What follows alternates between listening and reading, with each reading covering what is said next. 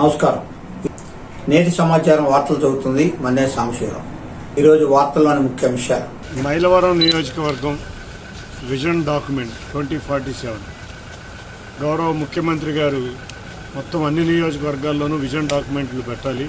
ప్రభుత్వ అధికారులు, రాజకీయ నాయకులు అందరూ కలిసి రాబోయే కాలంలో ఆ నియోజకవర్గ డెవలప్మెంట్కి ఏ విధంగా చేయాలి అనే విషయాల్లో వాళ్ళ కూలంకషంగా అధికారులందరినీ కూర్చోబెట్టి డిస్కస్ చేయడం జరిగింది.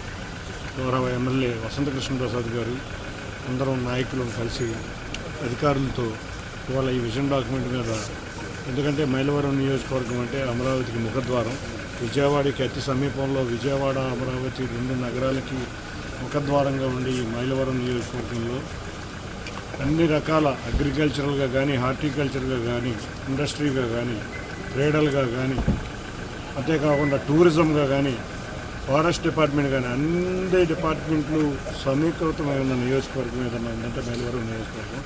ఈ నియోజకవర్గ అభివృద్ధి అమరావతి అభివృద్ధి, విజయవాడ అభివృద్ధి మీద డిపెండ్ అయి ఉంటుంది. కాబట్టి ఈ నియోజకవర్గం ఏ విధంగా ముందుకెళ్ళాలి అనేది మేము ఆలోచించి అన్ని పథకం రచించాం.